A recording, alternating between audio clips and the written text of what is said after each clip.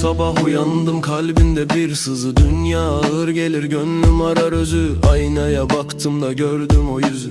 Beni ben eden tek şey hakkın sözü. Yürürüm sokakta, ayağım yere değmez. Nefsim konuşur da susmam, dilim eğmez. Dost sandığım gölgeler gün gelir çekmez. Beni ayakta tutan Rabbimden vazgeçmez. Elimde yük çoktu, omzumda dert vardı. Her yanlış adımın içimde bir iz kaldı. Gözüm yaşlı, yüreğim yine de sağ kaldı. Çünkü kapına geldim, rahmetin ışık sardı. Benim yolum uzun ama yönüm belli. Karanlık üstüme gelse de kalbim belli. Bir damla umutla büyür bu sevdalı deli. Adını anınca susar içimdeki belli. Kalbim daralırsa adını anarım. Düştüğüm yerden yine sana sığınırım. Bir kapı kapanırsa bin kapı açarım. Sen yeter ki bana gel de koşarak varırım. İslam'ın nuru içimde doğar. İslam'ın nuru geceyi boğar. İslam'ın nuru beni ayağa kaldırır. İslam'ın nuru kalbimi çağırır. İslam'ın nuru, İslam'ın nuru. Bir lokma huzur için kaç gece uykusuz. Bir doğru söz için kaç kere oldum susuz. Dünya süsleri var, hepsi geçer uçsuz. Bana kalacak olan temiz bir alın yazısı. Benim derdim para değil, gönül almak. Bir kırık kalbi sarıp yeniden varmak. Mazlumun ahı gelir, taş olur sert yürek. Ben o taşta eriyim, yeter ki doğru durmak.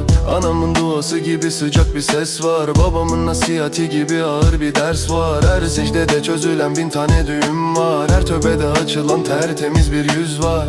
Kimi güler geçer, kimi eğilir yere. Ben başımı indiririm Hakk'a ve sehere. Nefsime derim dur artık yeter. Çünkü hakikat yakın, yalan ise çürük bir çeper. Kalbim daralırsa adını anarım. Düştüğüm yerden yine sana sığınırım. Bir kapı kapanırsa bin kapı açarım. Sen yeter ki bana gel de koşarak varırım.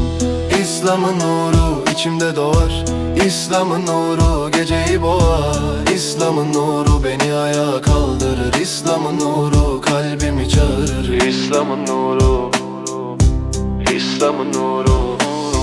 Bir an durur dünya, sesim göğe çıkar. Gözyaşım secdede, içimden günah çıkar. Ellerim boş olsa da rahmet dolar taşar. Sana yönelen kalp hiç yere düşmez aşar. Ben kırık bir kulum, bunu saklamam. Senin kapında ben başımı eğmeden duramam. Affın geniş olsun, yolum aydınlansın. Adın anılınca her yara yavaşça uyansın. Gel de bu gönlüme sabır giydir. Gel de bu dilime doğruyu değdir. Gel de bu yorgun ömre huzur ver. Gel de bu karanlığı bir anda söndür.